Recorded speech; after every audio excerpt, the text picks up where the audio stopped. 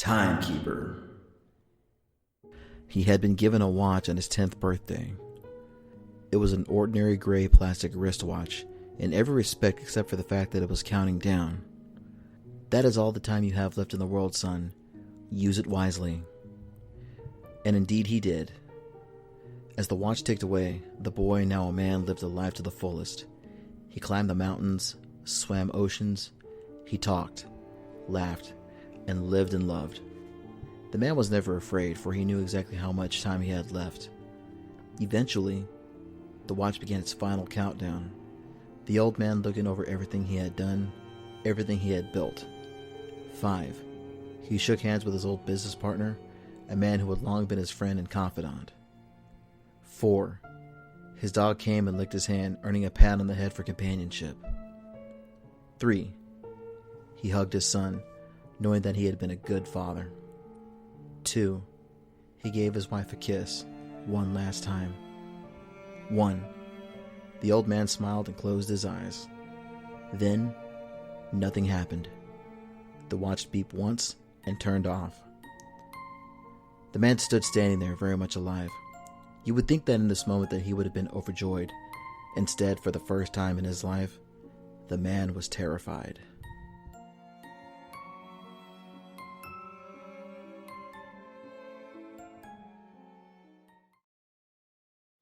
The following. My oldest sister has a ghost that's followed her around for years. I lived with her once for about 3 months, and so much weird stuff had happened during that time. All my sister would say to me when I mentioned it is that the ghost didn't like me, nor did it like me being there. One night, my sister and I were getting ready to go out, and I asked to borrow her liquid foundation. I used it and put it back where she kept her makeup. 10 minutes later, she's asking me for it, and now it's nowhere to be seen. She accused me of taking it and made me buy her a new one, and refused to listen to my side of the story. About a year or so later, when she was packing to move into a new house, she found the makeup in the shoebox on some old letters. The shoebox was zipped up in a suitcase that was underneath her bed. But probably the most scared I've ever felt was one afternoon when I was the only one in the house, which never happens as 4 other people lived there. I'd arrived home from work and headed straight to the bathroom. All the doors, windows, everything was closed. I was standing in the bathroom and I started squeezing a pimple on my chin when a female voice in my head says, "Stop picking your sets." It was loud enough and sounded real enough at the time, and I thought it was my sister. So I laughed and told her to fuck off and asked her what was for dinner. There was no answer. I stuck my head out in the hall. No one was there. I searched the house top to bottom and there was no one home. I sat on the front porch till somebody else got home because I didn't want to be there alone.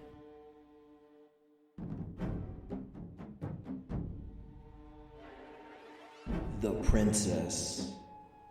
How did the princess take control of our message board, if it was only for a few seconds? It didn't make any sense. Our message board wasn't a video game. Our message board pulled all of its information from the internet. The princess was already inhabiting a game at the same time. All the rules we thought we knew, all the things we thought kept us safe had failed us. Could she have done this at any time? Could she do it again? Did she have any real limits? We had worked through all the data we collected. We tried to find some common thread we'd been missing. There must have been some way we could have known. There had to be more answers than what we were seeing. And there were. We finally realized the truth. It was so obvious. The princess had been in our message board the whole time. She was on every page. She was on every forum list. She had been staring at us, watching us for years, and we never saw it. She was the banner at the top of the forum. She was in every screenshot we posted, every video we'd uploaded, and every piece of fan art we'd drawn. Every image of her is her. Every image of her, when observed, gives her power. She's not a computer virus. She's an idea. Living fiction. She lives off our observation and thoughts of her. When we all watched the stream, banded together, and gave her all of our attention at once, we made her more powerful than she'd ever been before. We made her strong enough to manifest through the images we had posted in our message board and speak directly to us. We took down all the images. It's enough to simply never look at them again, but we deleted them to be certain. However, it may already be too late for us. I've been losing contact with other members of society. I can't tell if something's happened to them or if they've gone into hiding. but at this point only a fool wouldn't consider the worst case scenario. I'm not completely heartless. I know she's fighting for her survival now. For her, being forgotten is death. She does what she does in hopes of keeping her memory alive. To that end, perhaps my telling her story to a world is a small act of mercy. What I've told you could put you in great danger, but it could also save your life. You're a target now. I've also given you the knowledge you need to keep safe. And it goes as follows. Do not try to fight her. Do not try to talk to her. Do not try to outsmart her. Don't investigate. Don't understand. Don't try to be a hero. And don't try to be a savior. It is my sincere hope that I've given you all the answers you want so you won't make our mistake and try to investigate further. There is only one thing you need to do to be safe. If you see her, turn off the game. The Green Man. If you grew up in the 1950s and 1960s in western Pennsylvania, chances are you've heard of the legend of the Green Man, the no-face man who stalks the remote streets at night. What you might not know is that the Green Man, also known as Charlie No-Face, was a real person. A man named Raymond Robinson.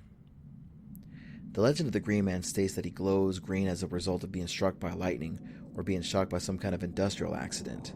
He also haunts South Park or the North Hills, the country lines of Washington, Pennsylvania.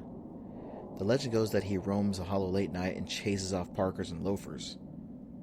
Though the part about him deliberately chasing people around is fabrication, but the legend is fairly accurate. In 1919, when Raymond Robinson was 8 years old, he was reaching for a bird's nest at the top of an electrical pole when he was suddenly shocked with 11,000 volts of electricity and sent flying to the ground in a blinding flash. The high voltage shock burnt Robinson's face and arms, leaving holes where his eyes and his nose used to be. Despite this horrific injury, reports at the time noted that he was in good spirits and he could still talk and hear. For the next 65 years, he would sequester himself in his family home in Coppell, Pennsylvania, making belts, wallets, and doormats and selling them to generate a small income. He would only leave his house on walks he took in the dead of night to avoid scaring people with his appearance. It was from these walks that the legend of the Green Man started to develop around high school kids. Kids would spot him from their car walking along State Route 351. It is likely how the name Green Man came from how the car lights would reflect off of Robinson's flannels when they passed him in the night. One Coppell resident of the time remembers seeing him on her way back to town from a swimming hole down the road. She recalls being so scared that it was unreal. Though some people were frightful or cruel to him, others befriended him. Some would bring him beer and cigarettes for his night walks. In a 1998 interview with Post-Gazette, 60-year-old Peter Pavlik said, "We used to go out and give him beer." He stated that people would often meet him at the diner where he worked at before heading out to try to spot him. He said that people that didn't know Robinson were often shocked and terrified by the sight of him. They wanted to call the police, he would have to explain, then they'd go back up looking for him. It would be a mess sometimes. Others would give Robinson a ride, only to drop him off at a location he wasn't familiar with, as a cruel joke. Some Coppell natives would call him a hell of a nice guy. Little more is known about Robinson's life, other than that he lived a fairly solitary existence. Robinson passed away in 1985 at the age of 74 of natural causes. But though he may be gone, the legend of the Green Man and Charlie No-Face is alive today as ever. Warner says that the myth of the Green Man still endures, saying right now, it's a big topic in high school, the legend is still strong.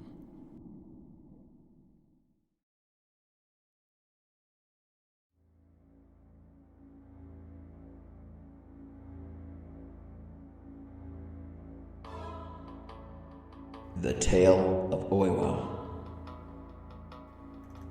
Not all stories are made up. The Tale of Oiwa is based on a real event that took place in 17th century Edo.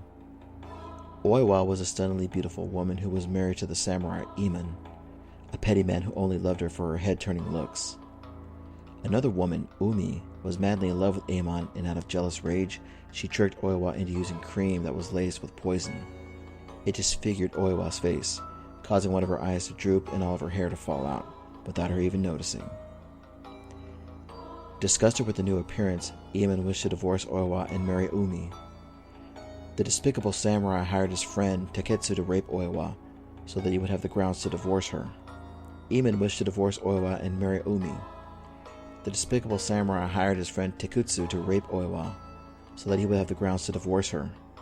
Tekutsu was so shocked by Oiwa's appearance that he couldn't follow through with the orders. Instead, he told Oiwa about Iman's plans, and showed Oiwa her face in the mirror. Oiwa was so horrified that she stole Tekutsu's blade and killed herself with it. With her last breath, she cursed Iman's name. On the night of Iman's marriage to Umi, the ghost of the disfigured Oiwa appeared before him. A terrified and guilty Iman quickly fled from Oiwa, but no matter how far he ran, he couldn't escape her hauntings.